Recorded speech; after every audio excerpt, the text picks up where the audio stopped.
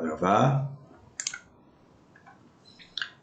Vocês lembram onde a gente parou a aula passada?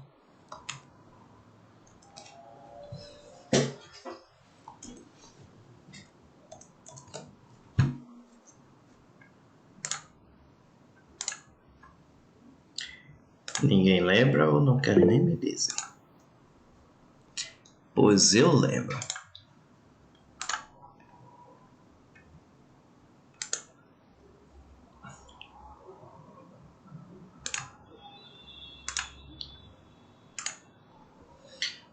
A gente tinha começado a parte de luminotécnica que a gente vai acabar hoje. Então a gente tinha visto alguns conceitos: temperatura da cor, índice de reprodução de cor, função da eficiência luminosa, ângulo ordinário, ângulo sólido, fluxo luminoso, intensidade luminosa, que passa pela correção da função de eficiência luminosa, iluminância, eficiência luminosa, e depois a gente entrou na parte de lâmpadas.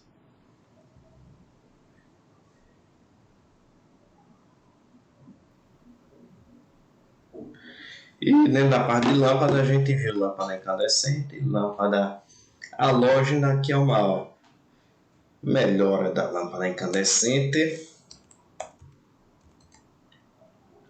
E a gente começou a ver lâmpada de descarga e acabamos aí. Lâmpada fluorescente a gente não viu. Então, o que é uma lâmpada fluorescente? Você tem um bulbo de vidro e repare que em cada extremidade do bulbo de vidro você tem dois eletrodos. Esses eletrodos alimentam um filamento de tungstênio. Passa corrente por esse filamento de tungstênio. Então passa a correr por esse filamento, o filamento aquece, filamento quente, os elétrons vão para níveis energéticos altos, alguns elétrons são expulsos do material, conseguem escapar do material, e acelerados dentro do tubo, os elétrons se chocam aos gases que tem dentro do tubo, que pode ser vapor de mercúrio, argônio. Então, choque de elétrons com esses gases, você converte a energia cinética do elétron. Isso pode quebrar moléculas, excitar o gás e jogar elétrons do gás em níveis energéticos mais altos, e depois eles voltam para o nível mais baixo. E quando eles voltam para o nível mais baixo, emitem um fóton. E com isso você tem emissão de luz na lâmpada fluorescente. Só que essa luz não é banda larga. Como é em vapor, então você tem aquela ideia dos níveis energéticos bem isolados. Então, como vocês aprenderam lá na matéria de física química, você tem os níveis energéticos certinhos. E aí, quando emite o elétron em níveis energéticos certinhos, você tem as linhas de cor certinhas, geralmente azul, pode ter verde, amarelo, azul, violeta, por aí. E aí emite esses fótons batem chegam ao vidro. O vidro é coberto com material fluorescente. Então, essa emissão chega no material fluorescente, e o material fluorescente emite luz.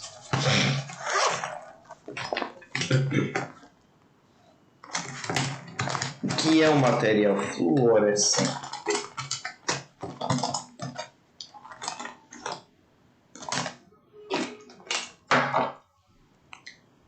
Vou fechar aqui a apresentação e abrir meu vídeo.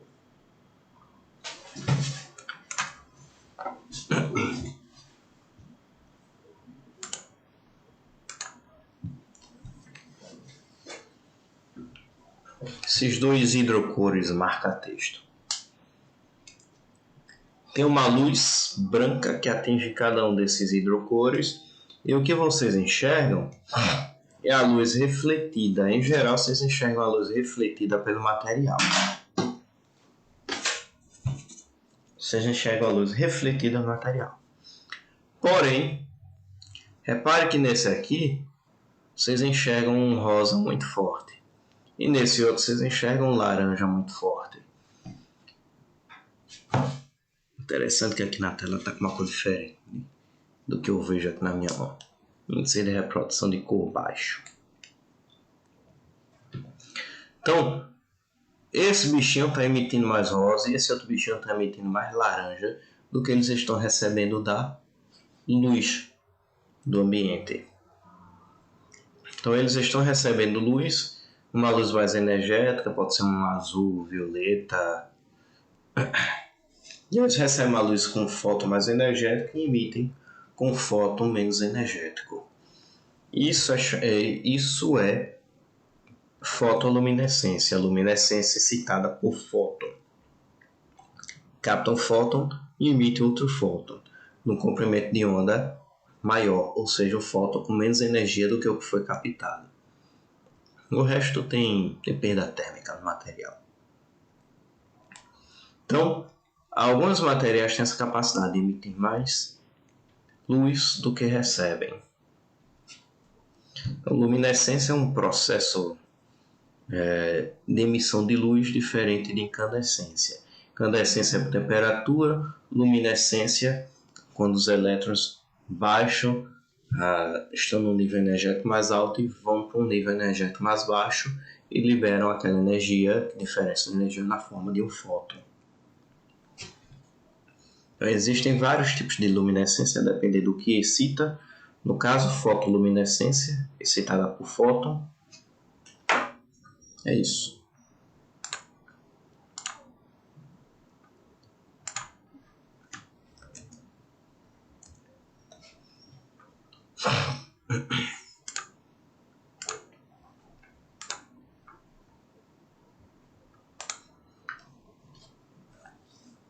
Então, o que o material fluorescente na superfície do vidro faz é isso. Ele pega um fóton mais energético e emite um outro fóton no comprimento de onda maior com menos energia. E com isso você tem uma maior distribuição de luz. Você tem faixas estreitas na emissão do gás e no material fluorescente você tem faixas mais largas. O que, por exemplo, faz com que você possa ter uma luz branca. Uma lâmpada fluorescente típica dessas que a gente pode ter em casa, numa sala de aula, tem essa emissão que está aí à direita. Em cima, à direita em cima, você tem um espectro de emissão. Você tem algumas linhas, você tem uma banda larga, de baixa intensidade, e você tem algumas linhas mais estreitas, que tem a ver com os níveis energéticos dos materiais, dos gases ou dos materiais que possam estar lá na camada de vidro. Muitos lantanideus, europium, térbium, pessoal de química. E embaixo tem uma decomposição espectral. Se você passar por um prisma, por exemplo, você veria uma lâmpada fluorescente mais ou menos assim. Repare que ela não tem todas as cores. Algumas linhas basicamente não aparecem. Então,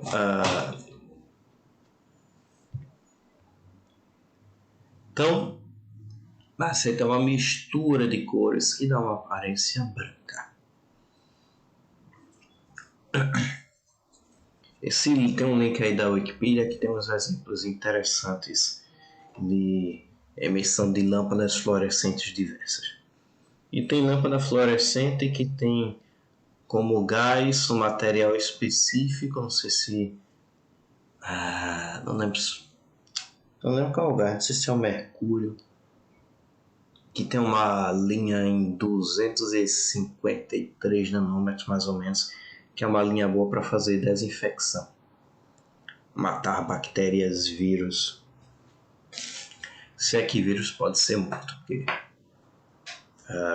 existe uma controvérsia sobre vírus ter vida ou não. Acho que a maioria dos biólogos dizem que vírus não tem vida. Apenas um aglomerado de proteína, aglomerado de moléculas, molécula RNA, DNA, proteína.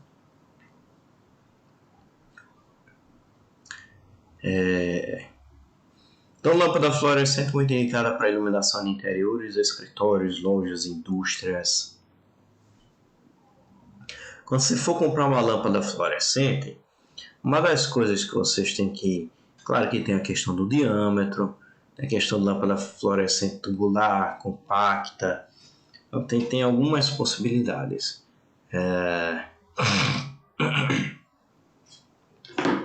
Outra coisa que vocês têm que olhar, por exemplo, aquelas tubulares, vocês têm lá aí na sala de aula, na UFPE, tem a questão do diâmetro do tubo. Antigamente tinha muito esse tubo aí chamado de T12. T12 significa 12 oitavas de polegada, são mais antigos. Depois, os mais atuais fizeram T8, que são 8 oitavas de polegada, ou seja, uma polegada inteira. São mais eficientes que o T12. Em geral, quanto mais fino o diâmetro do tubo, mais eficiente é a lâmpada. E hoje em dia tem um T5 também, 5 oitavas de polegada, que são mais eficientes que o T8.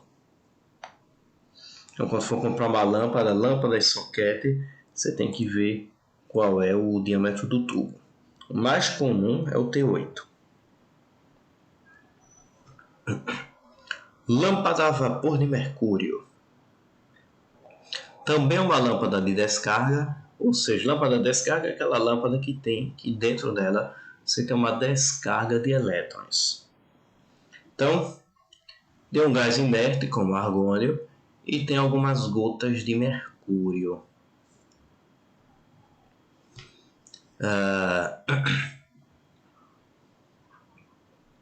Então você tem pela imagem à direita, pela imagem da esquerda, tem a lâmpada em cima, você tem dois eletrodos principais dentro de um tubo.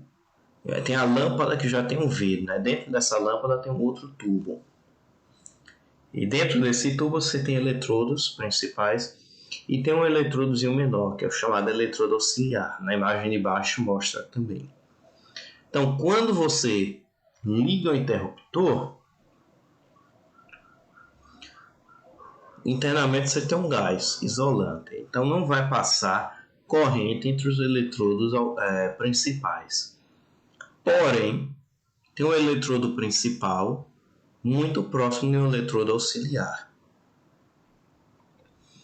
Se está muito próximo, o campo elétrico entre eles é bem maior. O campo elétrico bem maior favorece a ruptura da rigidez dielétrica. Então, o gás entre esse eletrodo auxiliar e o eletrodo principal, perto dele, começa a passar corrente. O gás se ioniza e começa a passar corrente pelo gás. Tem um resistor de partida que tem a função de limitar essa corrente também. E aí, no momento que você criou um arco elétrico dentro desse gás, o arco elétrico vai se propagando no material, o gás vai se ionizando dentro desse tubo inteiro, aí você favorece passagem de corrente entre o eletrodo principal mais longe e o eletrodo principal próximo do eletrodo auxiliar. Então começa a passar corrente entre os eletrodos principais. O resistor de partida é grande, então agora ele começa a dominar as resistências internas da lâmpada. Então a resistência entre os eletrodos principais é menor do que a resistência desse resistor de partida. Então a corrente tende a passar principalmente depois que a lâmpada já foi acionada, tende a passar entre os eletrodos principais. não mais entre o eletrodo auxiliar e o principal mais próximo. E aí vem aquela mesma história, se ionizou o gás, tem elétrons, cargas elétricas passando no material, e dentro disso você tem gotas de mercúrio. Mercúrio é um metal que a temperatura ambiente é líquido. Aquecer um pouquinho o mercúrio, você começa a criar vapor de mercúrio. E aí esses íons passeando dentro desse tubo de arco se chocam com os vapores de mercúrio, o mercúrio luminesce.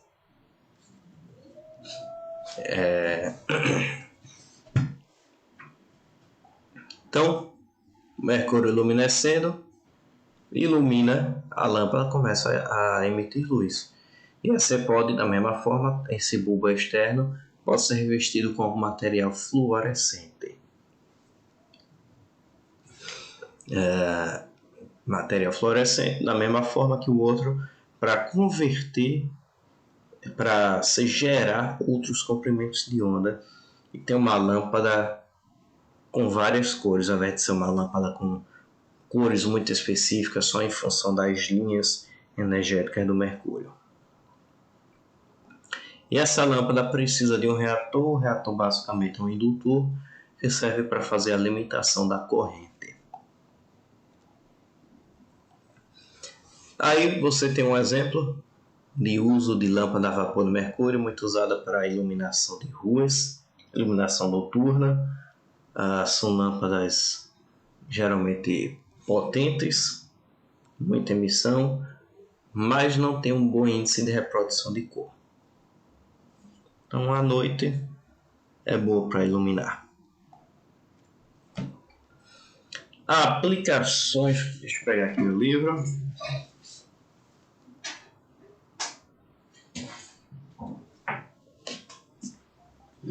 Na hora que eu conseguisse pegar as imagens nessas tabelas, como professor eu conseguiria ter acesso a alguns arquivos da editora, mas arquivo que só tem as imagens, as figuras, não tem as tabelas. Na hora que eu conseguisse pegar essas tabelas para vocês. Deixa eu achar a tabela 2.3. A tabela 2.3 lista diversos ambientes e qual tipo de lâmpada adequada. Ela só não fala da lâmpada de LED, que hoje está substituindo muitas lâmpadas em diversas aplicações. Então, por exemplo, no escritório, ambiente de trabalho burocrático, você usa muito lâmpada fluorescente compacta. Boa iluminação, bom índice de reprodução de cor.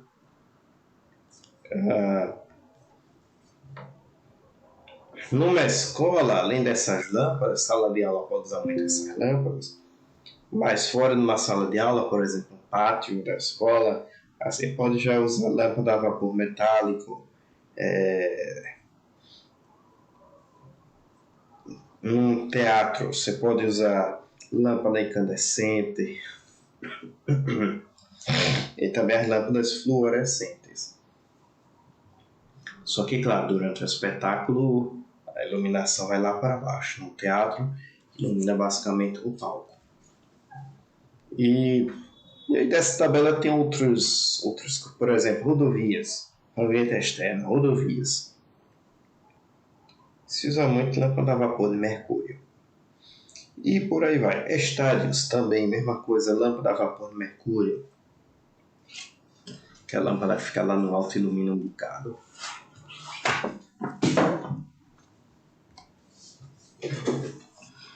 Há alguns dispositivos de controle de lâmpadas de descarga.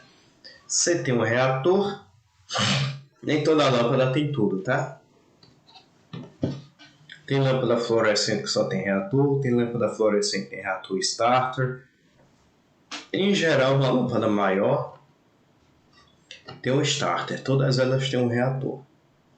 Então o reator aumenta a tensão durante a ignição e limita a corrente durante o funcionamento. O reator é basicamente um indutor. Então, o indutor se opõe à variação de corrente. Então, quando você liga o interruptor na tomada, tende a passar corrente e o indutor gera uma tensão alta, reversa, tentando eliminar aquela passagem de corrente. Inclusive, aquelas lâmpadas mais antigas, incandescentes, que tem uma corrente mais alta, às vezes quando você ligava o interruptor, saía uma faísquinha do interruptor. É exatamente isso. Um efeito indutivo, uma tentativa de segurar a corrente, de manter a corrente no estado em que estava antes. Então você tem o reator, esse aumento de tensão é bom para internamente da lâmpada se gerar o arco elétrico. Então, o reator pode ser eletromagnético, que é basicamente um indutor. E esse tem dois tipos. Tem um de baixo fator de potência. A fator de potência acaba ficando entre 0,4 e 0,6 indutivo. E tem um alto fator de potência, que fica em 0,95, 0,98. Ele vem com um capacitor. Então você não coloca só em série como reator de baixo fator de potência. Coloca em série, mas ele também tem uma derivação, que é um capacitorzinho para ligar ao neutro.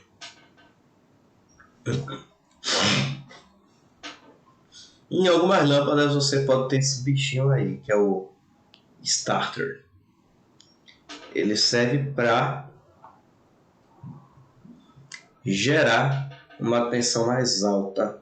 Peraí, antes disso, reator eletrônico. Reator eletrônico já é uma coisa mais complicada. Internamente tem um circuitinho eletrônico, já é uma coisa bem mais complexa. Dentro desse circuito, você pode ter, por exemplo, uma geração de tensão contínua, depois tensão alternada em nível mais alto, correção de fator de potência eletrônico, já tem um alto fator de potência. E o starter? O starter, a ligação aqui do starter, quando você liga a lâmpada, você ainda não tem aquele arco interno na lâmpada. Então repare a ligação aí na lâmpada com o starter, tem um reator também. A corrente passa pelo eletrodo da lâmpada, que é o filamento de tungstênio, e aí vai para o starter. No starter, você tem os metalzinhos o A e o B, uma distância muito pequena. E aí você começa a passar corrente por esses metalzinhos. Eles estão espaçados. Então você gera um arco dentro desse starter, começa a passar corrente dentro dele, o metal B se aquece, encosta no metal A. Só que depois de um tempo isso vai se estabilizando, o metal B esfria. Quando o metal B esfria, e aí deixa de ter aquele arco elétrico lá dentro, o metal B esfria, e aí quando ele se desgruda do ar, efeito indutivo, tenta manter a corrente elétrica. Para manter a corrente elétrica, ele gera uma tensão alta. Gera uma tensão alta, e aí você favorece a criação de um arco elétrico dentro da lâmpada fluorescente, ou lâmpada de descarga. Favoreceu a criação do arco. Você já tem aqueles, onde está aqui o cursor do mouse, aqueles filamentos de tungstênio, e agora você tem uma alta tensão entre eles. E aí você favorece a criação, favorece mais ainda a criação do arco elétrico. E aí criou o arco elétrico, agora começa a passar corrente dentro da lâmpada fluorescente. Não mais pelo starter. Então, na queda da tensão no starter, agora passa a ser menor, ele esfriou, deixa passar corrente nele e vai passando a corrente pela lâmpada. E agora esse aí é o novo circuito, o novo caminhão que a corrente elétrica percorre. Ao invés de passar pelo starter, passa por dentro da lâmpada. Então, e ele fica nessa posição, nessa configuração estável. Starter não mais é usado. Starter só funciona mesmo no comecinho. Tem também um ignitor, que é usado em lâmpadas a vapor metálico de sódio, a vapor metálico e vapor de sódio, que é um circuito mais complicado que emite pulsos de 1 a 5 kV. Esses pulsos servem exatamente para fazer o começo da descarga, é como se fosse um starter. Então é isso. São os dispositivos de controle de lâmpadas de descarga. Então, na parte de luminotécnica, a gente já viu os conceitos, a gente já viu as lâmpadas, e agora a gente vai ver a parte mais importante para vocês, que é o projeto de iluminação. Então, tem uma norma que é a NBR 5410. Então, essa norma fala de carga mínima. A gente vai olhar essa norma. A gente vai ver alguns métodos diferentes a gente vai ver os métodos diferentes. Vocês vão ver só um método, eu vou ensinar um método. Os outros métodos aí fica com o pessoal que trabalha mais com isso, o pessoal de engenharia elétrica. Vocês é só para ter uma ideia de como é. Então vou mostrar para vocês o método simplesinho, o método dos lumens. Mas tem também o método das cavidades zonais, método do ponto por ponto, e o método também alguns fabricantes fornecem alguns métodos, como a Philips GE. Então, o método dos lumens. Você usa uma equação, essa equaçãozinha que tem aí, para fazer a determinação do fluxo luminoso necessário para se obter um iluminamento médio desejado. Então, esse φV é o fluxo total a ser emitido pelas lâmpadas. Esse fluxo total depende do E, que é a iluminância, que a gente já viu.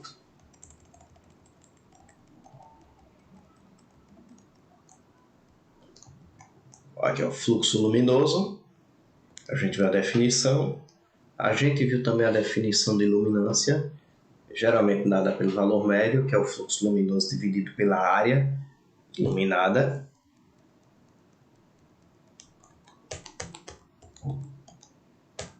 Então, por aquela equação da iluminância, do E, você tem o φ V igual a E vezes o S. A equação diz só isso. Só que aí a gente bota um denominador e tem dois termos neste denominador. Um é o FU, que é o fator de utilização do recinto, e o outro, que é o FDL, é o fator de depreciação do serviço da luminária. A gente vai ver cada coisinha desses detalhes. Então, determinação da iluminância. Se você pegar o livrinho do Mamed, tabelas 2.5, 2.6 e 2.7, tem alguns números que são importantes para fazer esse cálculo. Essas tabelas são uma forma mais organizada de tabelas que tem lá na norma 5413 de iluminância de interiores. Esse link, vocês podem encontrar a norma desse link. Eu vou botar no meu site também, tá? Deixa eu abrir a norma. 5413, cadê você? Cadê você?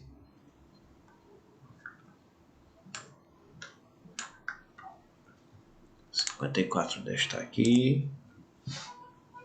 5413. Cadê você aqui?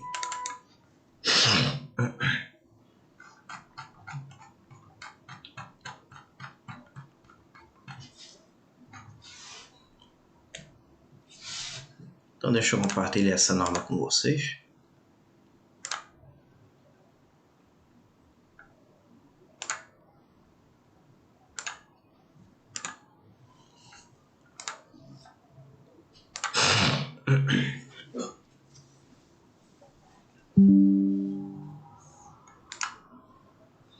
Então tá aí a norma 5413, iluminância de interiores. Tem 13 páginas essa norma.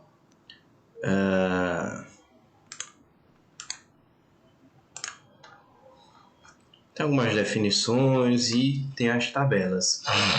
Tem aqui a tabela 1, iluminâncias por classe de tarefas visuais. Classe A, classe B, classe C. Classe A, iluminação geral para áreas usadas ininterruptamente ou com tarefas visuais simples. Classe B, iluminação geral para a área de trabalho. Classe C, iluminação adicional para tarefas visuais difíceis.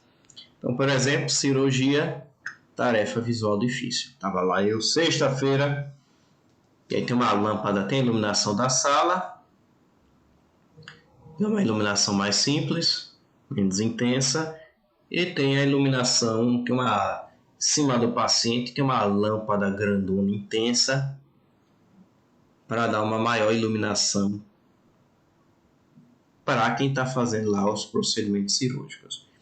Vocês repararem que a iluminância lux, para cirurgia, 10.000 a 20.000 lux. Tarefas visuais exatas e prolongadas, eletrônica de tamanho pequeno, 2 a 5.000 lux. Tarefas visuais muito exatas, montagem de microeletrônica, 5 a 10.000 lux. E por aí vai. Áreas públicas com arredores escuros, 20 a 50 lux, seja bem fraquinho. Tarefas com requisitos visuais limitados, trabalho bruto de maquinaria, auditórios, 200 a 500 lux. A iluminação depende do tipo de ambiente, ou seja, não tem que estar criando nada. Vocês precisam seguir a norma.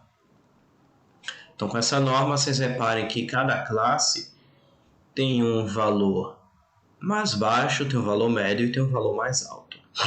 A gente vai ver o que isso significa. Tabela 2. Fatores determinantes da iluminância adequada. Então tem idade, velocidade, precisão, refletância do fundo da tarefa, se o fundo é mais escuro, inferior a 30%, se o fundo é mais claro, superior a 70%. Então, se você quem vai executar a tarefa são pessoas com mais de 55 anos, então você considera um certo peso, 40 a 55 outro peso, inferior a 40 outro peso, que a visão vai mudando com a idade. Aproveitem enquanto são novinhos, depois quando ficarem velhos como eu, tudo vai ficando ruim, vocês vão ter que se operar e tudo mais, a visão vai ficando ruim, vão ter que usar óculos. Então aproveitem enquanto são novinhos.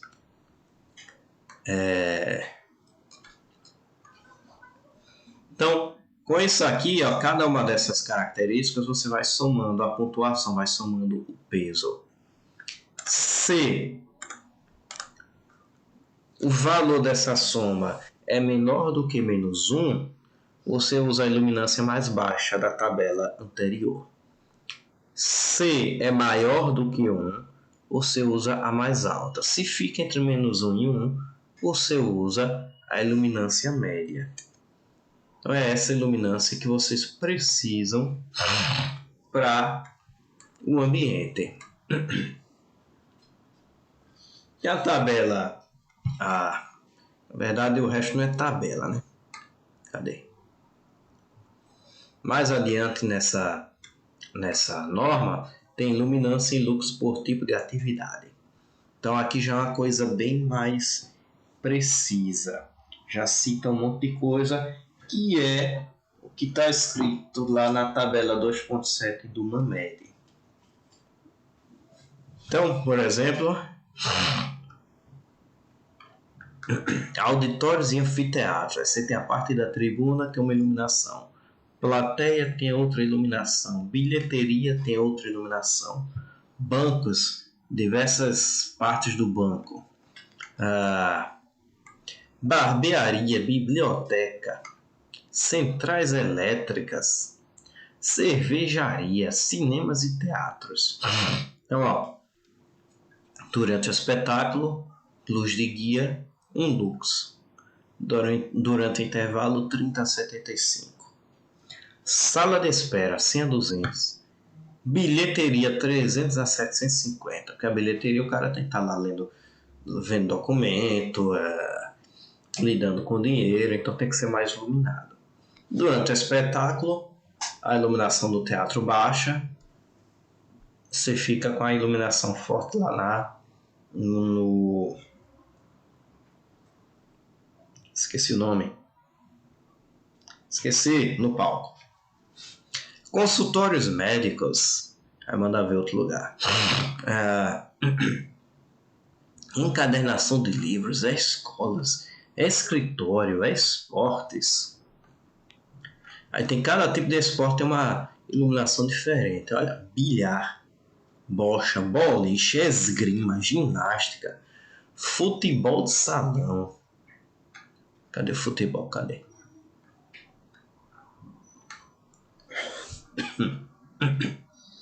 Ué, tem futebol não, é? Cadê? Que são esportes de salão. Que são esportes de salão. Eita, peraí, deixa eu ligar aqui, ó. Carregador.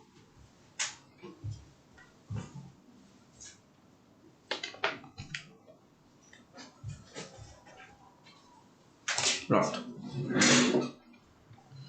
Patinação, piscina, boxe, tênis, estação ferroviária, rodoviária, estaleiro, fundição, garagem, hospitais.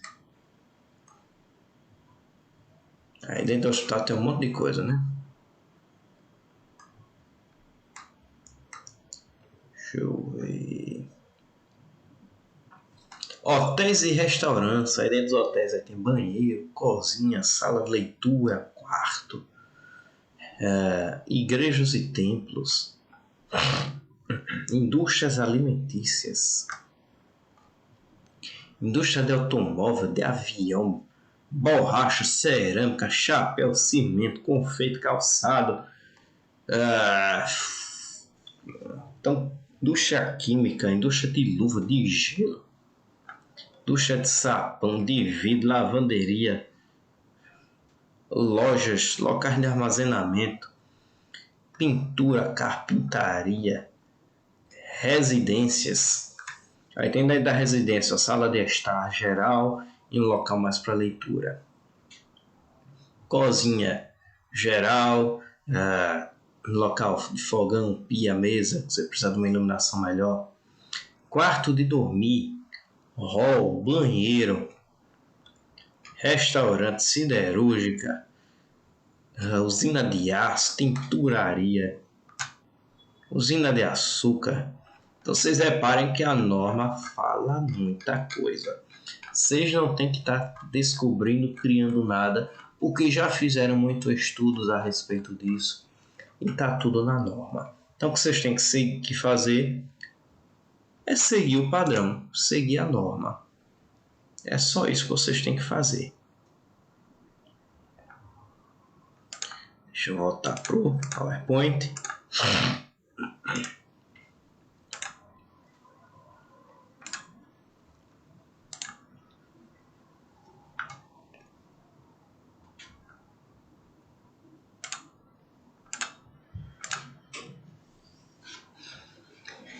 Então, vocês repararam que em tudo isso aí que a gente mostrou, tem 3 níveis de iluminância, o mais baixo, o médio, o mais alto, que é aqueles valores que a gente já falou antes. Soma, só abaixo de -1 se usa a iluminância mais baixa, se for acima de 1 mais alta, entre -1 e 1 se usa a média.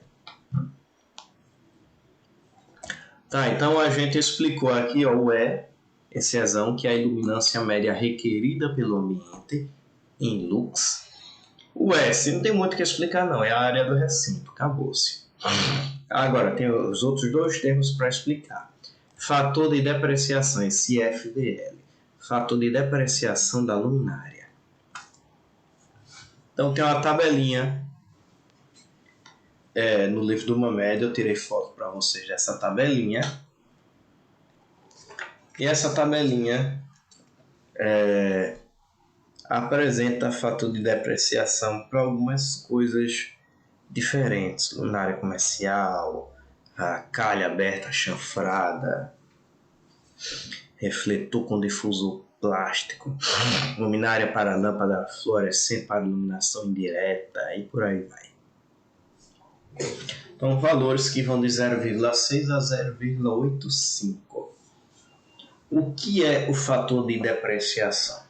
Ele é a divisão do fluxo luminoso emitido por uma luminária no momento em que ela precisa de manutenção, dividido pelo fluxo luminoso no início de sua operação. Quando a lâmpada está você instalou a lâmpada, vai ligar a lâmpada está lá funcionando lindamente, está brilhosa, limpinha. Com o tempo, a lâmpada vai se estragando, vai brilhando cada vez menos e também você começa a ter um acúmulo de sujeira na lâmpada. Então você tem que levar isto em conta no cálculo do fluxo luminoso para o ambiente que você quer. Falta o quê?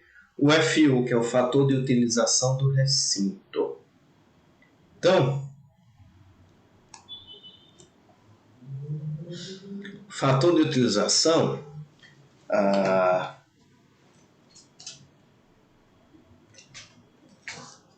Cadê? Você tem que usar uma equaçãozinha, que é essa equaçãozinha que tem aí.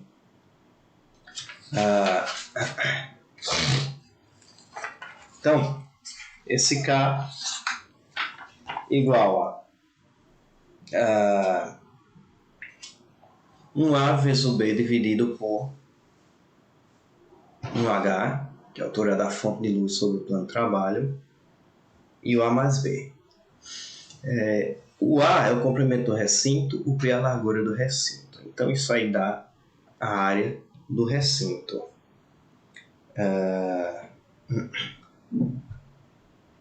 Agora esse H é a altura da fonte de luz sobre o plano de trabalho. Então, nessa imagem à direita, você tem uma sala, tem uma pessoa trabalhando no computador, você tem o pé direito da sala, que é a distância do chão até o teto, que é o Hzão. Só que você tem, para luminotécnica, você tem o chamado pé direito útil, que é o Hzinho, que é a distância das lâmpadas até o plano de trabalho. Se você, por exemplo, está trabalhando numa mesa, seu plano de trabalho é a mesa. Então esse é Hzinho. Então esse HLP, no caso dessa imagem, é esse Hzinho, vezes A mais B, que é a soma das dimensões da sala.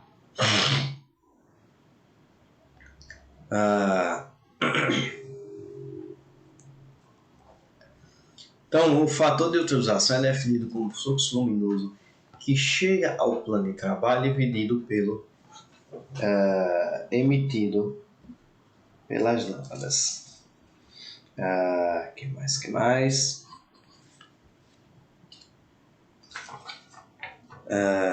Deixa eu ver. Na verdade, tem umas equações para vocês usarem, tá? As equações só. Não adianta eu estar jogando aqui um monte de equação e falando como é, porque vocês não vão lembrar. Vocês têm que fazer o seguinte. Posso passar isso aqui para vocês tudinho. Como é que vocês fazem o cálculo disso aí tudinho, tá? Você pegar qualquer livro de instalação, eles vão mostrar esses cálculos. Vocês têm que fazer simplesmente, basicamente, copiar os cálculos que são feitos. Tem aqui no livro do Mamed, página 65, 66, como é que você faz esse cálculo de fator de utilização. Cadê? Tem a tabelinha. Tem a tabelinha 2.10. Deixa eu ver aqui a tabelinha. Então, nesse 2.10, você usa três coisas. Você usa essa tabelinha, esse K não é fator de utilização, tá? Esse K é um número que você usa para encontrar o fator de utilização. Aí você tem que ir para a tabela. Esse fator de utilização é da luminária, então ela pode variar de luminária para luminária. Vocês podem pegar aqui uma luminária basicona. O fabricante da luminária tem um datasheet. Um datasheet fala do fator de utilização. Então vocês têm, que é nessa tabelinha 2.10 aqui do livro do Mohamed, aí tem teto, parede e o K. Esse teto, aí tem a questão da reflectância, coeficiente de reflexão do teto. E aí tem um valor de reflectância nessa tabela, tem valores de 30% a 70%. Como é que você sabe? Se você não sabe, você vai, em geral você não sabe, então você vai pela cor. Aqui na página do 61 do livro do Mohamed fala as cores. Por exemplo, se for branco claro, 70% a 80%. Se for um preto, azul marinho, 5% a 10%. Se um vermelho, laranja, um cinza médio, 30% a 25%. Então esses cálculos são mais ou menos, tá?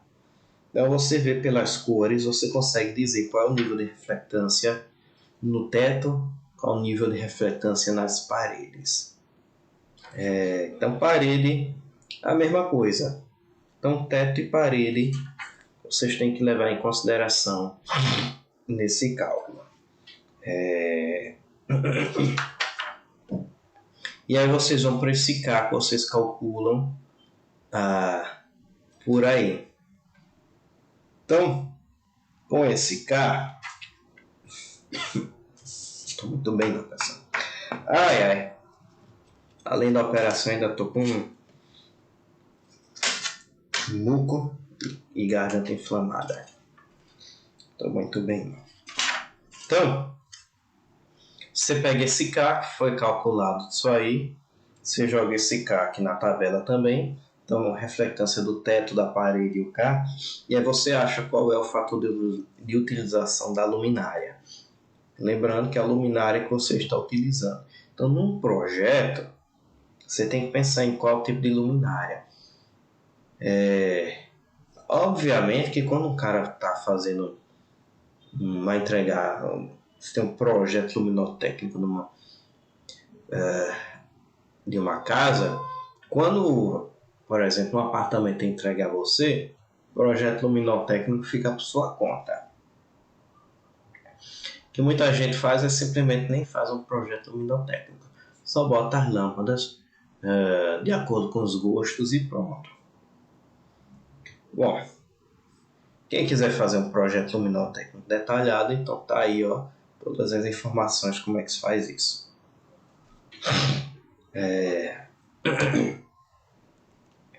Então, fator de depreciação era a última coisa que estava... Não, fator de utilização era a última coisa que estava faltando para a gente colocar nessa equação aqui para determinar o fluxo luminoso necessário para iluminar aquele ambiente. Então, pronto. A gente sabe qual é o fluxo luminoso que vai causar a iluminância média que a gente quer para aquele ambiente. O que é que falta agora? Decidir qual lâmpada será usada. A gente já tem a luminária, já tem então, luminária com a lâmpada. Então a gente conhece a lâmpada, você vai comprar uma lâmpada, na embalagem da lâmpada tem um fluxo luminoso. Deixa eu ver se eu tenho uma lâmpada aqui em casa.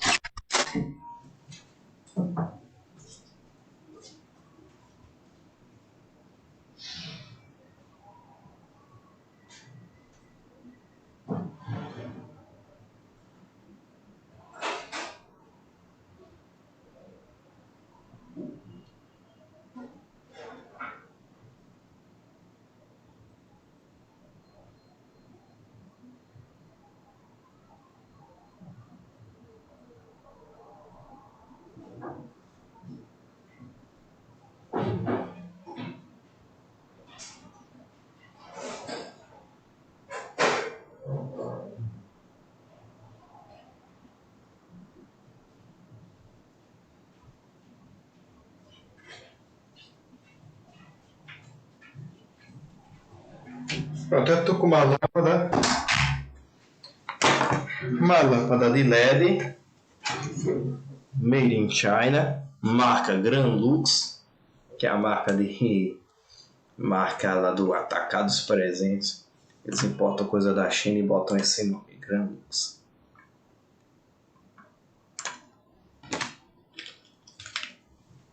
Então tá aqui a lâmpada de LED. Gasta 3 watts. Cor branca, 6.500 kelvins. Ou seja, uma lâmpada bem branca. Uma lâmpada de temperatura alta. Que fala vida útil 25.000 horas.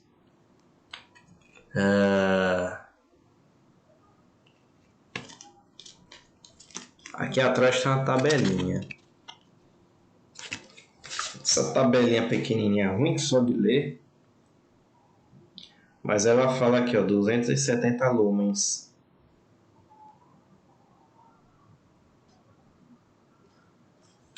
Então tá aqui, ó, 270 lumens, escrito aqui atrás. Então quando você compra uma lâmpada, isso tem que ter na lâmpada.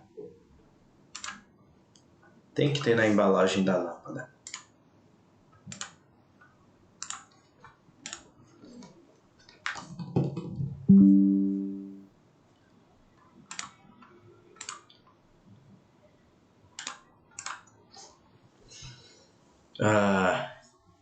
Então pronto, você sabe a iluminância média requerida pelo ambiente, você sabe o fluxo luminoso necessário, e daí você sabe quantas lâmpadas, se essa lâmpada aqui é de 270 lumens, vamos dizer que para o ambiente que você calculou são 10.000 lumens, vamos supor 10.000 lumens, dividido por 270 lumens de cada lâmpada dessa. Eu vou precisar de 37 lâmpadas, um ambiente grande, 37 lâmpadas. Eu chutei os números, tá? Só o 270 lumens que é o que tem aqui nessa lâmpada. Então, é assim que você determina quantas lâmpadas você vai precisar no ambiente. Então, agora, como é que você distribui as lâmpadas no ambiente? Você já fez todo esse cálculo? Quantas lâmpadas, qual a iluminância que você requer para aquele ambiente? Então, sabendo a iluminância, qual é o fluxo luminoso? Sabendo o fluxo luminoso, você sabe quantas lâmpadas você precisa naquele ambiente. Agora, vamos fazer a distribuição de lâmpadas no ambiente. Como é que a gente distribui as lâmpadas no ambiente? A gente distribui as lâmpadas de forma com que a iluminação fique mais ou menos uniforme. Então, para a iluminação ficar mais ou menos uniforme, a gente tem que ter uma distribuição uniforme das lâmpadas. Obviamente que a gente pode ter alguns locais em que a gente não quer uma iluminação uniforme. Por exemplo, você tem a sua sala, que é uma iluminação uniforme, mas em algum lugar da sua sala você tem um móvel cheio de pecinhas bonitinhas, cheios de obras de arte. Você quer uma iluminação específica naquelas obras de arte. Então, ali já é uma coisa específica. Mas, em geral, aquela iluminação mais geral do ambiente, você quer que seja mais homogênea. Então, por exemplo, 6 lâmpadas. Eu divido aí o ambiente. 6 dá para a gente fazer 2 por 3. Então, devido aí ao ambiente, lâmpadas fluorescentes, por exemplo, eu boto elas no comprimento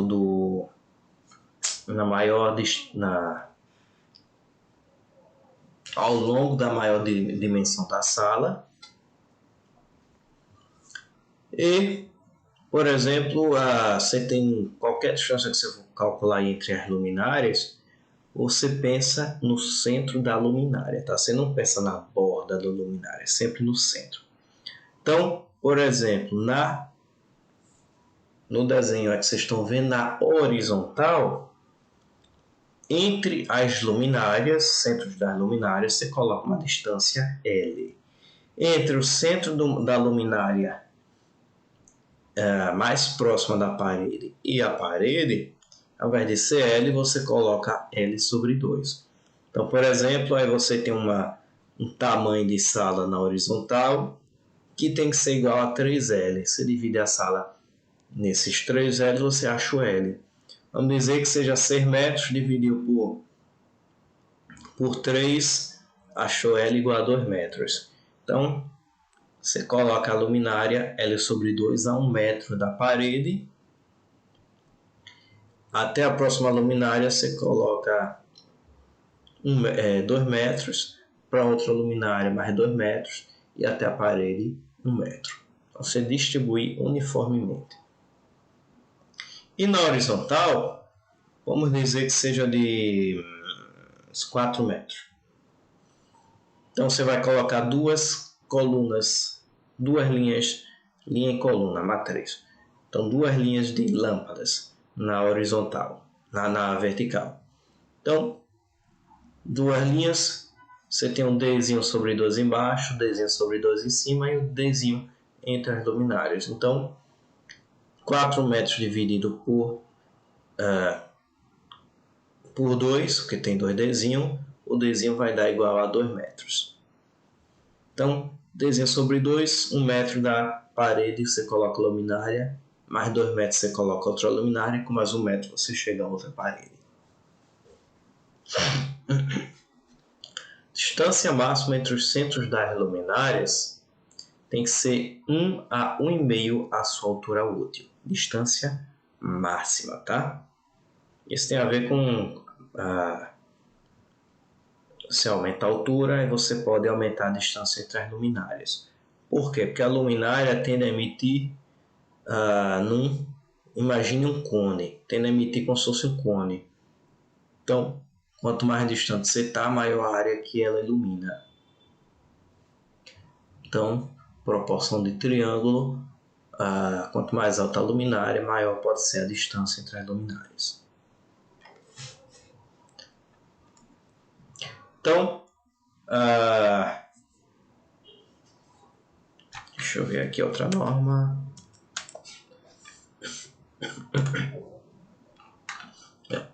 A outra norma é para o próximo assunto. Então, com isso, a gente termina essa parte de iluminação luminotécnica. A gente viu o projeto de iluminação apenas pelo método dos lumens. Quando vocês forem fazer o projeto de instalações elétricas, vocês usam o método dos lumens. Eu tenho a lista dos grupos de vocês de trabalho. Provavelmente tem gente que não deu nome na lista dos grupos. Eu preciso saber todos quais são todos os grupos de vocês, dos trabalhos de vocês. Eu tenho 5 grupos. Então, eu tenho aqui essa lista. Eu preciso que vocês, já que vocês têm um grupo do WhatsApp, rodem aí no grupo do WhatsApp, esses grupinhos, e os nomes das pessoas, que já vai ser uma atualização em relação ao que eu tenho aqui. Você me passa uma atualização dos grupos do trabalho e do que cada grupo vai usar. Por exemplo, o grupo 1, Gabriel, Ana Carolina e Paulo vão fazer de uma residência. Maria Carolina, Lígia, Antônio vão fazer de uma residência também. Grupo 3, grupo 4, grupo 2, não me falaram nada do que querem fazer. Eu vou passar para vocês algumas instalações para vocês fazerem.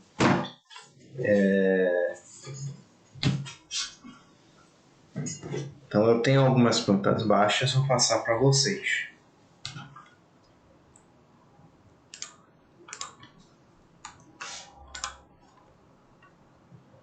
Deixa eu compartilhar um outro arquivo.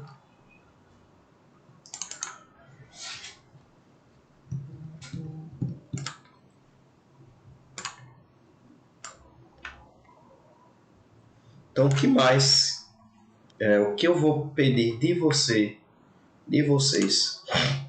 Deixa eu compartilhar aqui o arquivo.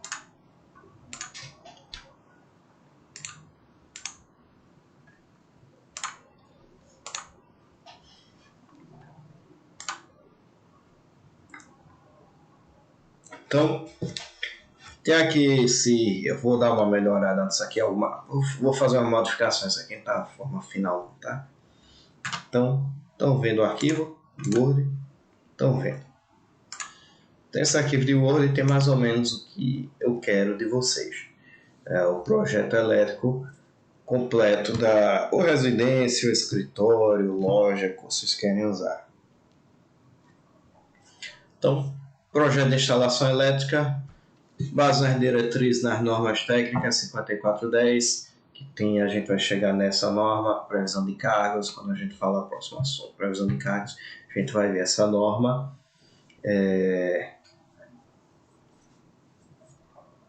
Quadro de distribuição, dimensionamento dos condutores, a gente vai ver dimensionamento dos condutores. Deixa eu ver, a gente vai ver previsão de cargos, e depois de previsão de cargos a gente vai para dimensionamento de condutores. Então, quero também o dimensionamento dos condutores, quero o projeto de iluminação também. Então, essa parte do projeto de iluminação, vocês já podem começar a fazer. Qualquer dúvida que vocês tiverem, vocês falem comigo. Professor, estou precisando de tal tabelinha que eu passo para vocês. Norma, eu vou deixar lá a norma no meu site, ainda não coloquei lá, vou dar uma atualizada, colocar lá, tudo lá. Eu vou querer um projeto básico, né, a planta de situação, que é a planta basicona do que vocês vão fazer. E aí depois vocês fazem a planta com aqueles diagramas, aquela planta como eu mostrei em sala de aula, com todo o esquemático da instalação elétrica. Lista de materiais, em inglês é BOM, Bill of Materials. Todo projeto tem que ter uma lista de materiais. Um orçamento simplificado. Vocês precisam estar morrendo, eita, poxa, eu não sei quanto é que custa. Aí tem que contratar eletricista, tem que fazer sei lá, que eu não sei quanto tempo isso vai durar. Se faz uma estimativa. Professor, não sei, nunca contratei. Chuta. Diz que o eletricista vai passar, sei lá, uma semana para fazer isso e vai cobrar tanto. E os materiais, quanto custa cada material? Então, custo material, você pode, por exemplo, ir ali no Atacados Presentes, e na Ferreira Costa tem de tudo, Armazém Coral. E aí vocês fazem lá, depois que vocês têm toda a lista de materiais que vocês vão usar, aí vocês passam nessas lojas e fazem um orçamento simplesinho. Não precisa se preocupar em estar perfeito não, tá? A ideia não é essa não, o primeiro projetinho de vocês. E a ideia nem é transformar vocês em experts em instalações elétricas. A ideia é que vocês tenham uma noção de como as coisas funcionam. Então, memorial descritivo, com dimensionamentos condutores, dispositivos de proteção, a gente vai ver esses dispositivos, e iluminação. Então é isso, pessoal, que eu quero de vocês no trabalho. Parece complexo, complicado, não é aquela coisa tipo, tem uma questão, você já aprendeu a teoria, chega lá na questão e resolve. Não é assim, é uma coisa diferente. Coisa que você tem que ir atrás, tem que pegar a norma, as tabelinhas que eu mostrei. Mas não tem muita coisa a vocês descobrirem não, é seguir a norma. É o que a norma diz, acabou-se. Precisa ler a norma toda? Não. Eu aqui de aula para vocês, não precisei estar mostrando a norma toda para vocês. Mostrei o principal, a 5413, é da parte de iluminação de interiores. Parte do exterior, você não precisa nem fazer o projeto da parte exterior não. Só a parte interior mesmo. Então é isso, pessoal. O trabalho de vocês, o que eu peço de vocês é isso. Alguém ficou com alguma dúvida em relação ao trabalho?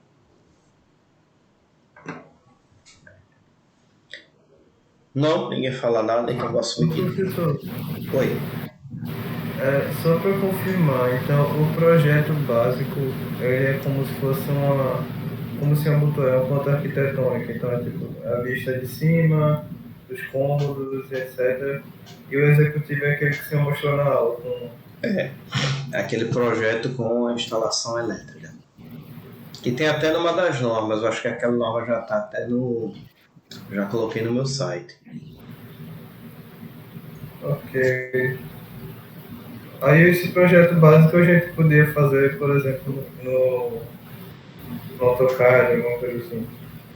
Pode sim. Alguém me falou que eu... Esqueci o nome. Que a Autodesk, vocês parecem como alunos, vocês têm direito a usar alguns programinhas da Autodesk de graça, não é isso? Acho que foi tu que me falaste, não foi não? Fui eu. Pronto, falou do programinha da Autodesk Electrical. É que eu ainda não tive tempo de baixar o programa e testar. Ainda tenho que ter minha licença do Autodesk. Então. Tá bom então. Quando você testar, aproveita e conta pra gente. Sobre a entrega, professor, o senhor vai querer um PDF de tudo, é? Vocês enviam. Você envia impresso. Um documento impresso. E vocês vão apresentar em sala. Tem que ver o calendário. Para quando é que vocês poderiam apresentar? Mas para isso eu preciso saber quantos grupos terão. Se, por exemplo, se forem 6 grupos, dá para a gente reservar uma aula para isso.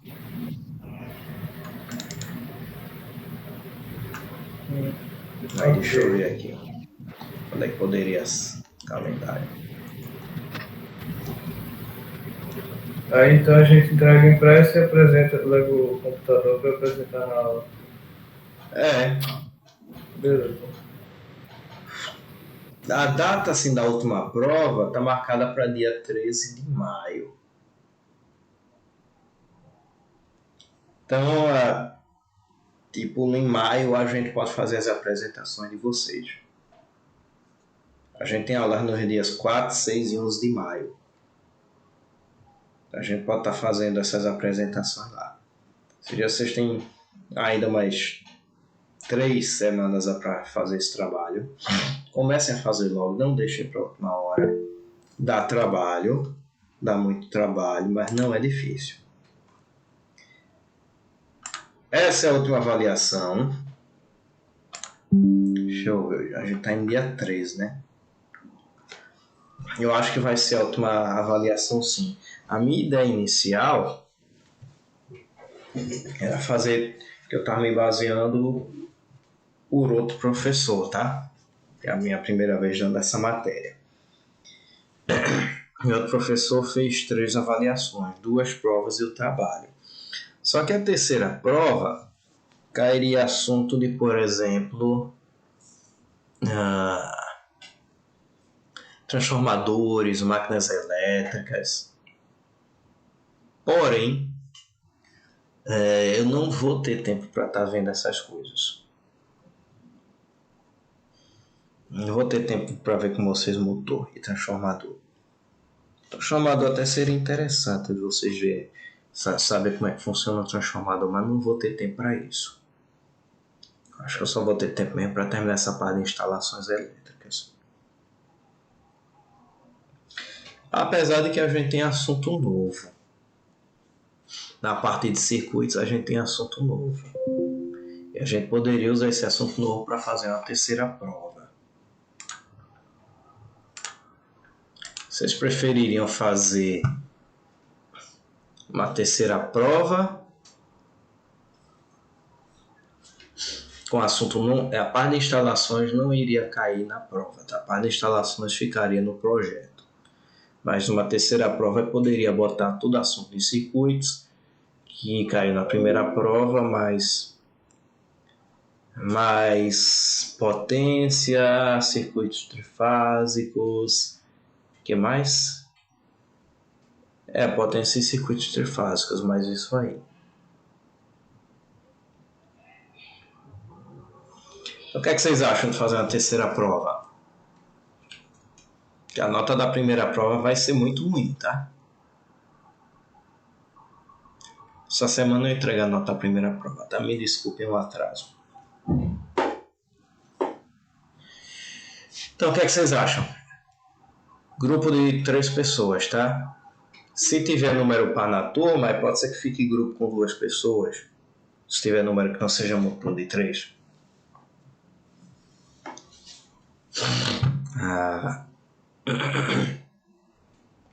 Então, pessoal, aí tem gente sem grupo. A Maria Denise mesmo tá precisando de grupo. Então, pessoal, sejam sociáveis, conversem entre si, decidam os grupos.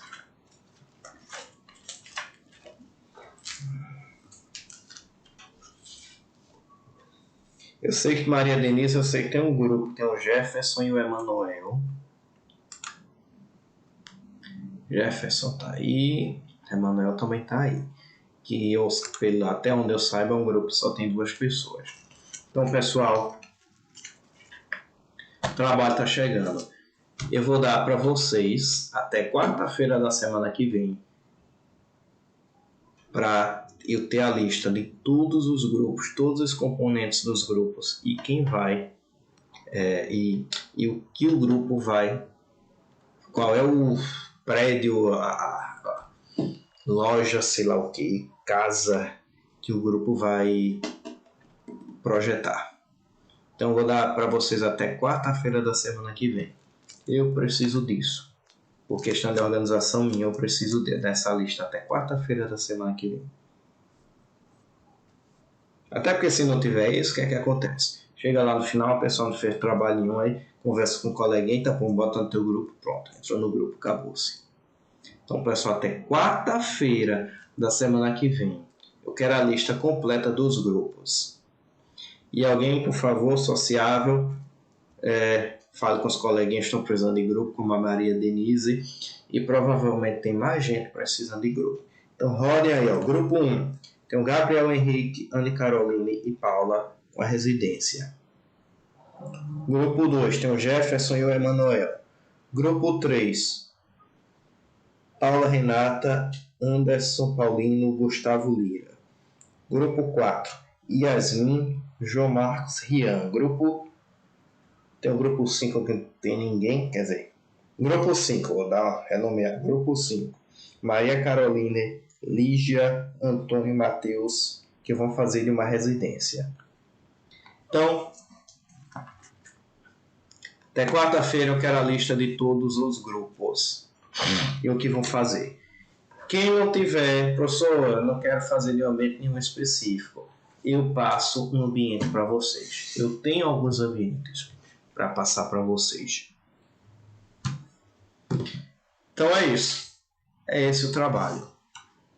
Alguma dúvida?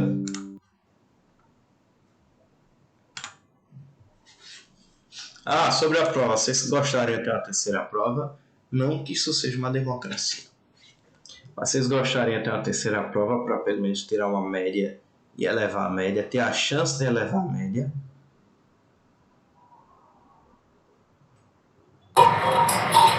Por mim sim, professor. Então tá, a gente pode fazer a terceira prova com todos os assuntos que a gente viu de circuitos. Por favor, estudem, não façam feita a primeira prova que vocês não estudaram nada, estudem. E a primeira prova foi um desespero. Então é isso, pessoal. A gente vai ter a terceira prova. A gente ainda tem meia hora de aula, tá? Então a gente vai começar assunto novo. Assunto novo. Quando vai ser essa terceira prova? Dia 13 de maio.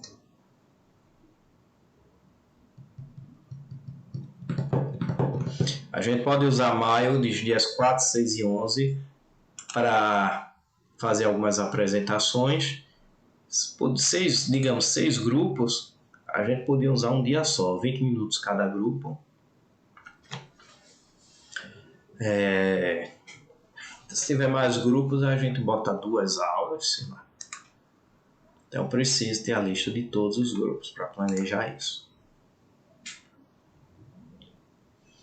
Dia 13, né? Abril, em 3 dias. Certo. Puxa. Sexta-feira a gente não tem aula, tá? Paixão de Cristo. Então, próxima aula, próxima semana, dia 22. A gente ainda deve ter mais 6 aulas até o fim do curso.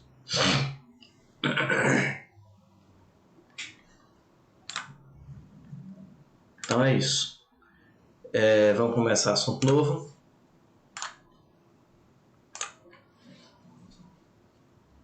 Luminotécnica acabou, a gente começa agora.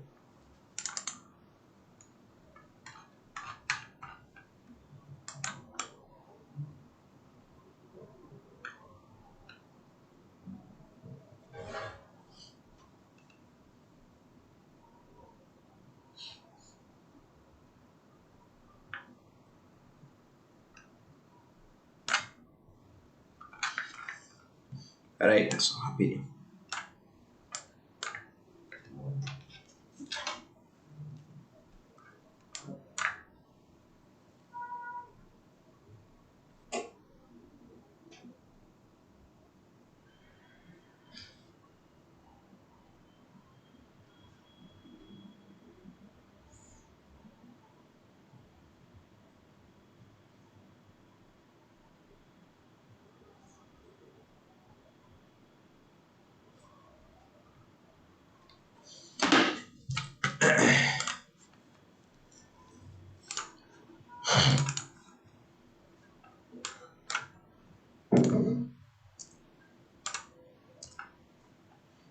Então a gente, uma das coisas importantes no projeto de instalações elétricas é a parte de previsão de cargas. Então a gente vai começar agora essa parte de previsão de cargas. Muita coisa baseada na norma 5410. 5410.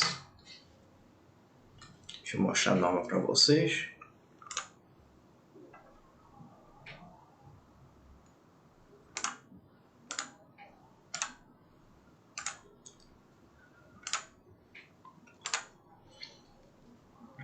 Estão vendo a norma? Estão vendo. Está aí a norma NBR 5410. Válida a partir de 2005. Instalações elétricas de baixa tensão. É uma norma bastante longa. Esse documento tem 217 páginas. Sumário, objetivos, referências normativas, definições, princípios fundamentais de determinação das características gerais, proteção para garantir segurança,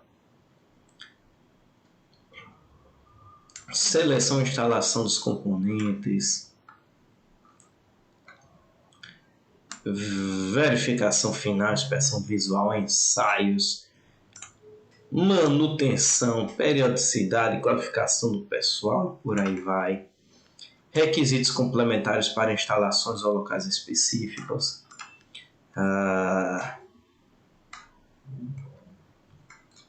E aí tem os anexos. Ainda dentro dessa parte de requisitos complementares para instalações ou locais específicos. Tem aqui 9.5.2. Previsão de cargas, que é importante. Divisão da instalação, proteção contra sobrecorrentes. E tem um monte de anexo.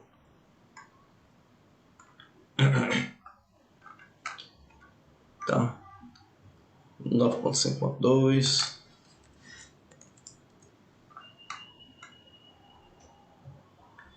Previsão de carga, locais de habitação, campos de aplicação, previsão de carga, iluminação. Aqui, aí, a BNT NBR 5413, pontos de tomada, número de pontos de tomada. Então você não tem que estar... Quantos pontos de tomada eu vou botar aqui? Não. Segue a norma. Claro que eu não vou mandar vocês saírem lendo isso aí tudinho não, tá, pessoal? Isso aí eu vou mostrar para vocês. Aquecimento de água, divisão da instalação, proteção contra sobrecorrente, por aí vai. Então, vamos agora dar uma destrinchada em algumas coisinhas da norma. Deixa eu compartilhar. Vocês estão vendo aí, né? Então, instalações elétricas, aí de novo, estou roubando a aula do José Filho Castro, que é um professor da UFPE. Na verdade, eu roubei do Eduardo, o Eduardo roubou dele. Então, é um roubo do roubo. Por que eu não faria melhor? Ele entende muito mais do que eu nisso, então estou roubando a aula dele. Então, previsão de cargas. A NBR 5410 estabelece quais são as condições mínimas que devem ser tomadas com relação à determinação das potências, bem como as quantidades aplicáveis a locais utilizados como habitação, fixa ou temporária, unidades residenciais, hotel, blá, blá, blá, blá, blá. Fala um monte de coisa dentro dessa norma. Tem a parte da iluminação e tem a parte das tomadas. Antigamente se usava muito esses nomes, TUG, tomada de uso geral, e TUE, tomada de uso específico. Hoje não se fala mais nesses nomes não, tá? Esse professor ainda usa essa terminologia, mas não se fala mais nisso não. Inclusive na norma antiga, antes da 5410, usava esses termos. Na norma nova, 5410, não se usam mais esses termos. Tomada de uso geral e tomada de uso específico. Mas ainda é comum vocês usarem muito isso em instalações elétricas. O pessoal se acostuma com o termo, até porque tinha norma, então pronto, o pessoal se acostumou.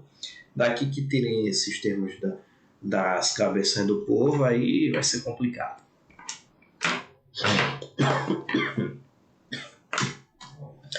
Então, tomada de uso específico, por exemplo, você tem lá um chuveiro elétrico. Apesar de que hoje tem muito apartamento, prédio moderninho, que está vindo sem tomada para chuveiro elétrico. Por quê? Dois motivos. Um, proteção para o usuário não levar choque. Segundo motivo é que hoje se está usando muito boiler, que é um aquecedor de água a gás. Então, ele é mais econômico que o chuveiro elétrico, financeiramente. Então, está se usando muito isso. Meu prédio mesmo, que é mais moderno, o prédio ficou pronto há 6 anos. Então, ele não veio com tomada para chuveiro elétrico. Tomada para ar-condicionado. E tem aquelas tomadas de uso... chamar esse nome mesmo, tomada de uso geral. Por exemplo, na sala. Você espalha algumas tomadas na sala, você sabe que tem tomada lá que vai ser usada para televisão, pode ser usada para aparelho de som, para, sei lá, um instrumento musical, para alguns trabalhos de vez em quando, por exemplo, um aspirador de pó, alguns serviços que podem acontecer de vez em quando. Tomada na cozinha, você bota lá a tomada em alguma logo a posição da cozinha, você coloca uma tomada baixa, que é pro fogão. Acima você coloca uma tomada alta, que é para aquele depurador que fica logo acima do fogão. Na outra posição você coloca uma tomada baixa, que você sabe que aquilo ali é pro refrigerador. Aí tem um balcão da cozinha, em cima do balcão da cozinha tem que ter tomada também. Para qualquer coisa que você possa usar lá, uma air fryer, uma batedeira, torradeira, o que for. E tem a questão de tamanho também. Quanto maior, um ambiente e mais tomadas o ambiente tem que ter. Isso a gente vai ver em detalhes. Então, previsão de carga e iluminação. Em cada cômodo ou dependência deve ser previsto pelo menos um ponto de luz fixo no teto, comandado por interruptor. Quanto maior o ambiente, mais pontos para a lâmpada você tem que ter. Então, ponto no teto comandado por interruptor. Nas acomodações de hotéis, motéis similares, pode-se substituir o ponto de luz fixo no teto por uma tomada de corrente. A norma usa esse termo, tomada de corrente. Que bexiga é essa? É tomada. Aquela tomadinha que a gente vê, por exemplo, tem aquela tomada dupla. Você tem a mesma caixinha, tem duas tomadas na mesma caixinha. Então aquilo ali é a norma chama de ponto de luz por ponto de tomada. E na tomada você tem, vamos dizer, 2 ou 3 saídas. Cada saída dessa é chamada de tomada de corrente. Então, potência mínima de 100 VA, comandada por interruptor de parede. Então tem muito esse negócio da definição de potência por tomada, apesar de que não necessariamente a tomada só funciona com aquela potência. Você bota lá um condutor de 10 amperes ligando a uma tomada, a tomada é de 10 amperes, onde existe tomada. Existem dois padrões, 10 amperes e 20 amperes. Então você bota um condutor de 10 amperes que liga até aquela tomada. E aquilo ali dá 220 volts, dá 2.200 VA, 127 volts a 1.270 VA. Mas você distribui, né? Você bota um circuito com várias tomadas. Aí você bota assim mais ou menos a tomada de 100 VA. Vai sabendo que aquela tomada aguenta mais, na verdade. Então, admite-se que o ponto de luz fixo no teto seja substituído por ponto na parede em espaços sob escada, depósitos, despensas, lavabos, varandas, desde que de pequenas dimensões e onde a colocação do ponto do teto seja de difícil execução ou não conveniente. Ou seja, em geral, o ponto de luz tem que ser no teto, mas em algumas situações é permitido que o ponto de luz seja na parede.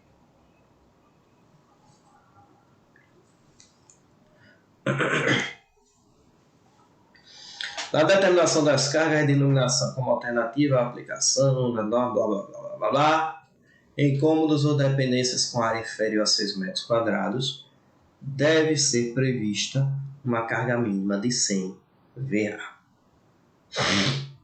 100 VA, vocês sabem o que é VA, né? Potência parede. Corrente vezes tensão.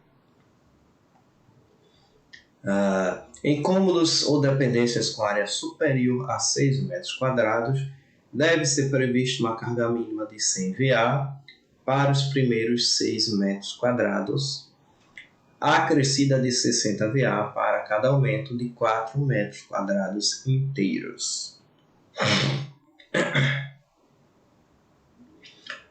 Isso aí é iluminação mais ou menos, tá?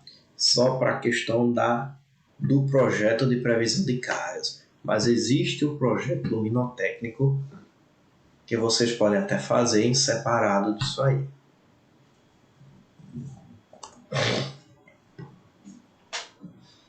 Os valores apurados correspondem à potência destinada à iluminação para efeito de dimensionamento de circuitos e não necessariamente à potência nominal das lâmpadas. Ou seja, eu posso ter uma tomada que eu defini aquela para 100 watts. Mas lá eu boto uma luminária com 2 LEDs, cada LED de 3 watts. Não, bota 9 watts. Dá 18 watts. Pronto, 18 watts, mas numa tomada que podia ter 18 watts, vamos dizer que seja VA, tá? 18 VA, onde podia ter até 100 VA.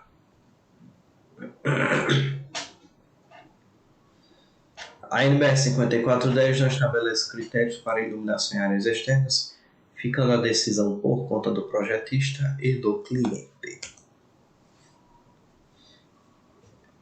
Então aqui, ó, pegou você tem um projetinho, você tem uma planta, Você sabe a área de cada cômodo. Pela área de cada cômodo, você tem as dimensões. Dormitório 3,25 vezes 3,4 metros.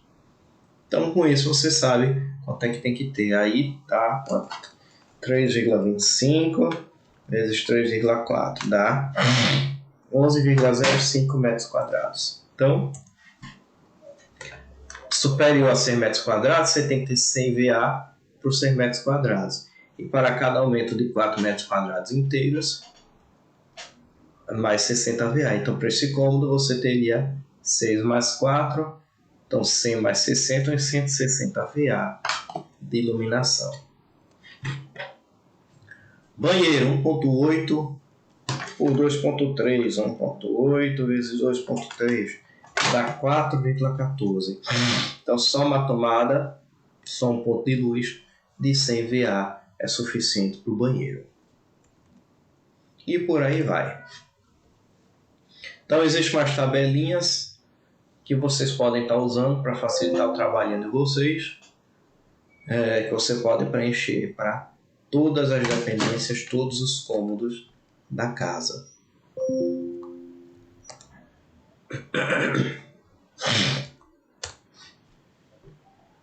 Agora vamos para aquelas tomadas mais gerais. Número de ponto de tomada deve ser determinado em função da destinação do local e dos equipamentos elétricos que podem ser aí utilizados, observando-se no mínimo os seguintes critérios. Então a norma fala da quantidade mínima de pontos de tomada. A quantidade máxima vai depender de você, do seu projeto, depende do cliente. Eu sei que o cliente gosta de entupir a casa de coisas elétricas.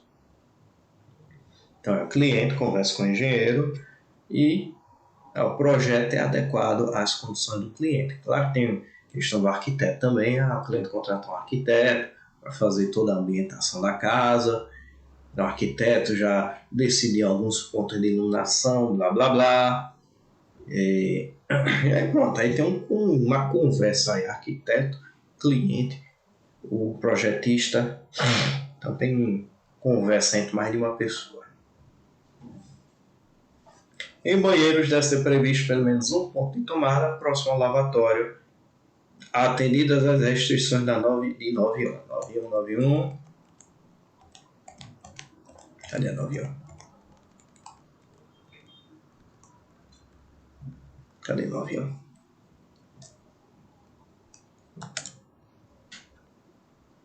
Cadê?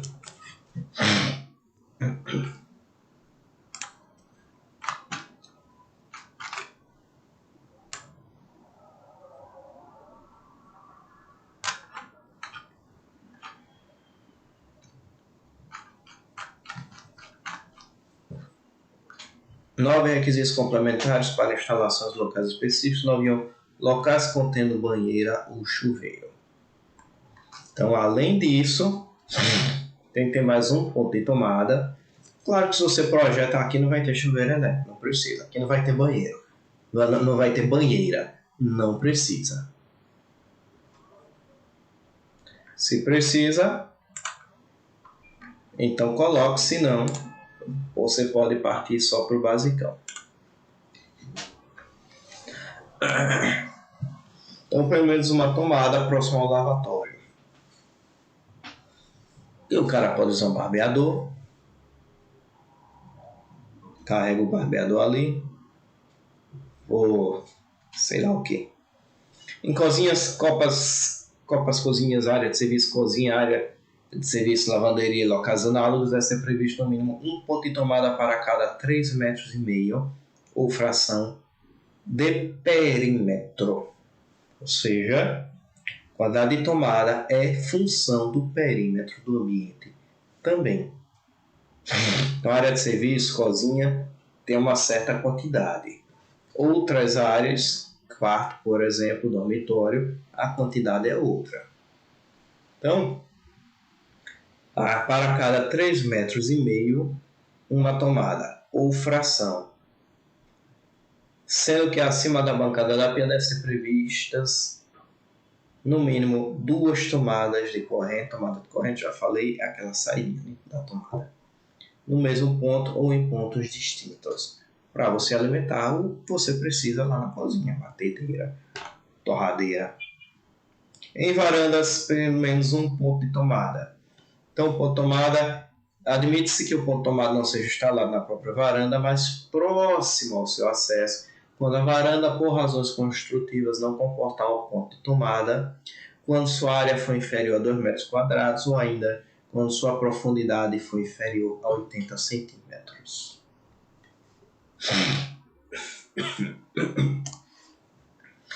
Salas e dormitórios, ao menos um ponto de tomada para cada 5 metros ou fração de perímetro. Então você vê aqui, ó, dormitório 1, 3,25 mais 3,4 vezes 2, você tem um perímetro de 13,3 metros. Então, nesse quarto, nesse dormitório 1, você precisaria 13,3 metros. Você precisaria de pelo menos 3 pontos de tomada. Então, ponto de tomada é aquele lugarzinho por onde saem as tomadas de corrente. Então, para esse dormitório 1, no mínimo 3 pontos de tomada. Então, observem essas regrinhas das normas.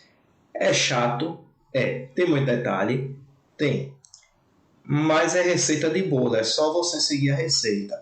Então, você está lá fazendo seu projetinho. Fez o projeto de iluminação. Pronto, agora vamos para o projeto. Onde é que a gente vai botar a tomada?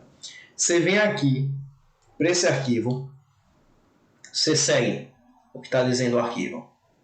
Vamos para a sala. Aqui, ó, aqui a sala está dizendo isso. Vamos para a área de serviço. Área de serviço aqui, banheiro, isso aqui. Então, cara, é receita de bolo. É meio chatinho porque tem muito detalhe, mas os detalhes estão simplificados para vocês. Estão aí para vocês. Então, é só vocês seguirem a receita de bolo. Continuando, os pontos de tomada devem ser espaçados tão uniformemente quanto possível. Então, por exemplo, estão espaçados em perímetro. Então, se vai ter 13,3 dividido por 3 a cada 4,40 metros mais ou menos, você coloca um ponto de tomada.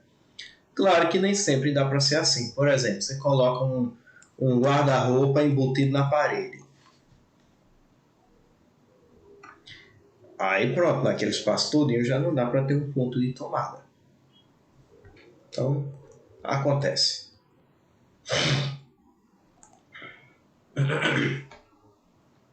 Em cada um dos demais cômodos e dependências de habitação deve ser previstos pelo menos um ponto de tomada se a área do cômodo ou dependência é igual ou inferior a 2,25 metros quadrados. Admite-se que esse ponto seja posicionado externamente ao cômodo ou dependência até 80 centímetros no máximo de sua porta de acesso. Um ponto de tomada se a área do cômodo ou dependência for superior a 2,25 metros quadrados e igual ou inferior a 6 metros quadrados. Então repare que tem sala é uma coisa, banheiro é outra coisa, cozinha é outra coisa, cômodos que não estão aí nessa lista, entra aí nesses demais cômodos. Ponto de tomada a cada 5 metros ou fração de perímetro se a área do cômodo ou dependência for superior a 6 metros quadrados. Devendo esses pontos ser espaçados tão uniformemente quanto possível. Potências atribuíveis aos pontos de tomada. A potência a ser atribuída a cada ponto de tomada é função dos equipamentos que ele poderá vir a alimentar e não deve ser inferior aos seguintes valores mínimos. Em banheiros, cozinhas, copas, copa-cozinheiras de serviço, lavanderia, locais análogos, no mínimo 600 VA por ponto de tomada, até 3 pontos, e 100 VA por ponto para os excedentes, considerando-se cada um desses ambientes separadamente. Então, cada ambiente separado, gente. Considerar a questão de tomada, potência de tomada, cada ambiente separado. Quando o total de tomadas no conjunto desses ambientes for superior a 6 pontos, admite-se o critério de atribuição de potências seja de no mínimo 600 VA por ponto de tomada, até 2 pontos e sem enviar por ponto para os excedentes, sempre considerando cada um dos ambientes separadamente. Nos demais cômodos ou dependências, no mínimo sem enviar por ponto de tomada. Por exemplo, você tem uma despensa na sua casa e bota uma tomada lá. Você não vai, em geral, você não vai usar nenhum equipamento de potência dentro da despensa. Você vai ter lá em cima a lâmpada. E se colocar um ponto de tomada dentro da tomada na despensa, não é para alimentar coisa grande. Então você pode botar um ponto de baixa potência. Tem essa imagem aí, essa imagem está meio defasada, tá? Essa tomada é multifilar, tomada antiga. De hoje não é assim não, tá? Mas só para lembrar aqui, ó, os desenhos das tomadas. Tomada de corrente aqui é o primeiro, na parede baixa. 30 centímetros do piso acabado. Aí você escreve aqui, ó, 300 VA. Você coloca a potência aparente que você requer para aquela tomada. A potência deve ser indicada ao lado da tomada em VA, exceto se for de 100 VA. Se for de 100 VA, você pode não colocar. Por padrão, você já sabe que aquilo é de 100 VA. Se não for de 100 VA, você escreve ao lado da tomada. Tem que ter também aqui o número do circuito correspondente e a altura da tomada, se for diferente da normalizada. Por exemplo, se você colocar 30 centímetros, coloca esse desenho aqui. Se for de 20 centímetros, você coloca a altura, só que você coloca em milímetro, tá? Você coloca 200 milímetros.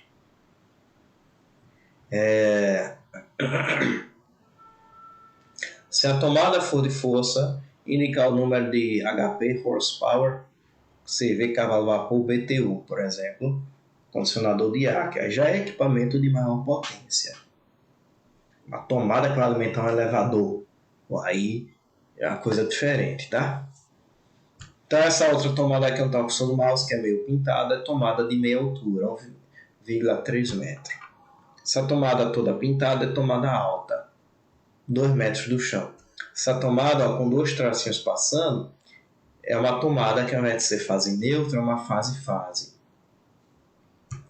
E essa outra tomada diferente aqui, inscrita no retângulo, é tomada no piso. Eita, já são 59, pessoal. Então, a gente começou essa parte de previsão de cargas. É meio chatinho, muita norma, mas não é nada difícil. Dá para vocês irem fazendo o trabalho de vocês até aqui. Essa parte de previsão de carga, tomada de uso geral. Dá para vocês fazerem. Próxima aula, a gente vai para as tomadas de uso específico. Lembrando que as normas, a norma atual não fala mais nesses termos, tá? Tomada de uso geral, tomada de uso específico. Não fala mais nisso.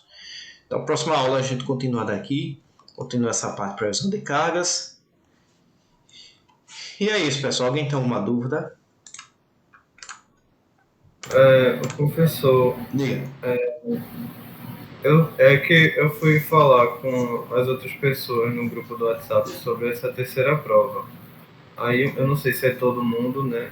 Mas uma parte das pessoas aqui concordou que se fosse só uma terceira prova assim, por conta de tudo mais que a gente vai ter dos outros cadeiras, poderia ser que a gente ficasse numa situação pior ainda. Aí se o senhor aceitasse, eles estavam pensando assim em fazer a sua segunda chamada como substitutiva da menor nota. E aí poderia usar o assunto todo também. Como o senhor falou. Em época de estudante nunca teve isso não. Segunda chamada é substituir a nota mais baixa. Nunca teve isso. Obviamente eu vou respeitar a decisão do senhor, que a gente falou, porque já teve, pelo menos para mim, já teve em outras cadeiras e foi a ideia. Eu nunca tive isso na minha graduação, não. A única coisa estranha que eu tive foi uma matéria cujo professor fez 2 finais, que é ilegal fazer 2 finais. O professor fez porque o índice de reprovação ia ser muito alto. E aí, com 2 finais, ele conseguiu dar uma reduzida no índice de reprovação. Depois de 2 finais, de 40 alunos, 11 foram aprovados. Matéria, sistemas discretos. Só tendo curso de engenharia eletrônica.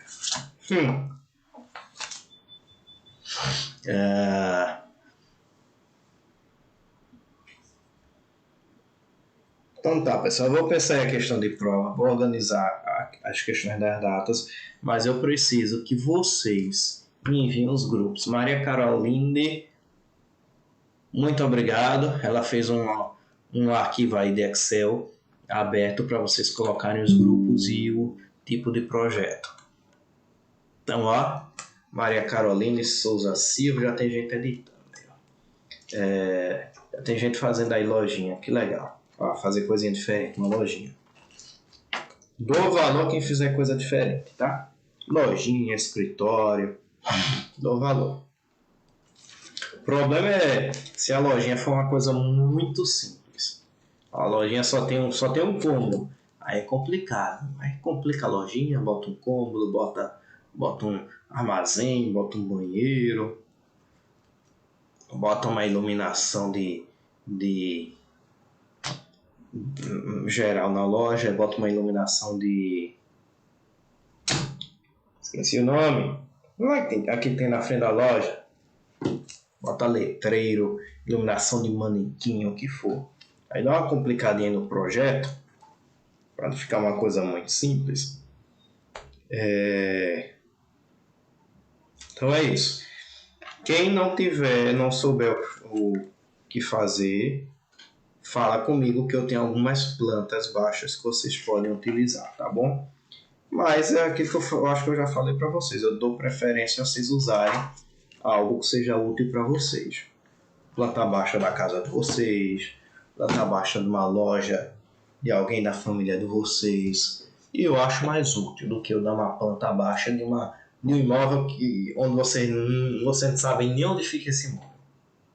Então eu acho muito mais útil para vocês. Então é isso aí, pessoal. Por favor, até quarta-feira. Neon, assim, bota uma lampadazinha lá de neon, bonitinha, enfeitadinha. Os projetores nos manequins. Projetor na comida, o aquecedor da comida. Aqui tem a comida pra mim, tá? Se tiver comida pra mim, leva nota baixa. Então é isso, pessoal. Se alguém tiver dúvida, fale agora. Senão por hoje é só vida longa e próspera. Próxima aula, eu acho que eu termino essa parte de previsão de cargas. E já começo outra parte de dimensionamento de condutores. Depois vem a parte de dispositivos de proteção, aterramento. E por aí vai. Então a gente vai ver até onde der. Então é isso aí, pessoal. Tchauzinho, vida longa e próspera.